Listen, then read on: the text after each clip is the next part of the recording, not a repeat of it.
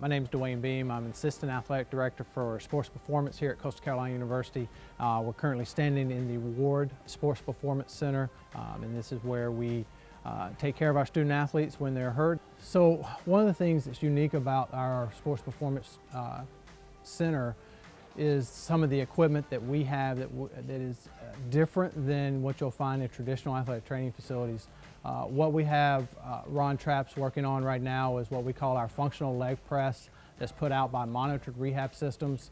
One of the advantages of this immediately is the instant feedback that the student athlete gets from the different games and activities that we utilize.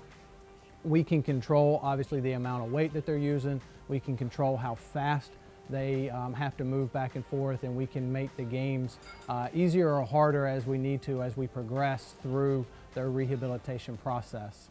You'll notice with this game, one of the things that we can do is we can force the student athlete to work isometrically at different points in the range of motion of the knee.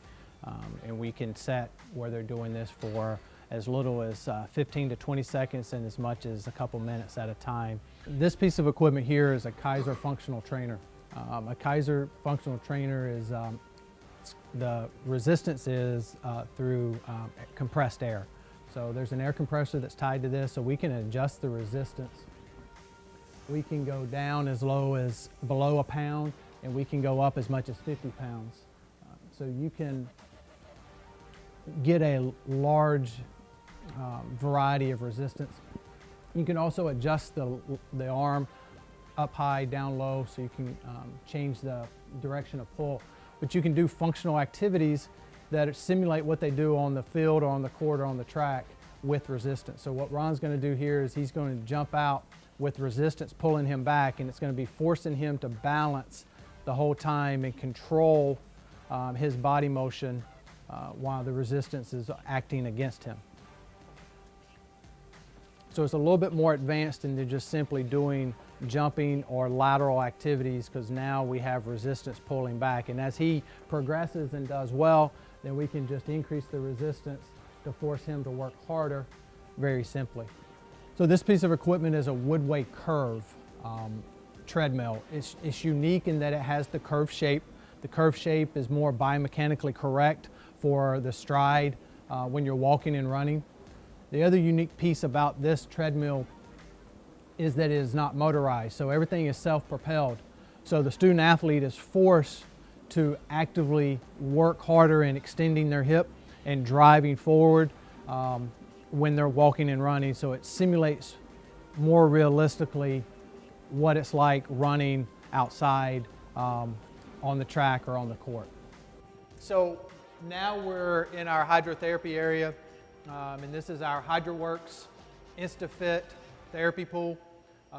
Obviously the unique thing about the therapy pool is that it has a treadmill in it. Treadmill can go as low as 0.1 miles an hour all the way up to 7.5 miles an hour.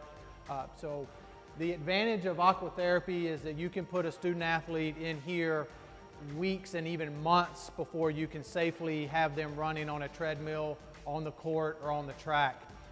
If they're post-surgical, as long as the wound is healed, then you can have them in the water and have them working. So typically with Ron, where he's at right now, the water level is we're reducing his body weight and the forces on his knee about 75%. So it's a tremendous advantage to be able to get in here and be able to walk and run, jump prior to being able to do it on land. The limitations of this facility, or this pool, is really just your imagination. Whatever you think of, you can do it. We've had individuals in here working on their jump shot. We've had track athletes in here working on sprinting. Obviously jumpers, basketball players running. We do it for conditioning, so it's a lot of variety in what we can do.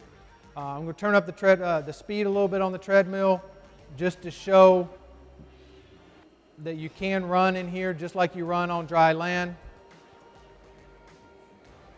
And if we really want to make it challenging, we turn on the resistance jets, which will force him to work harder to stay in the same position. So even though we can only go up to about 7.5 miles an hour, we can force him to constantly work harder to increase his the intensity.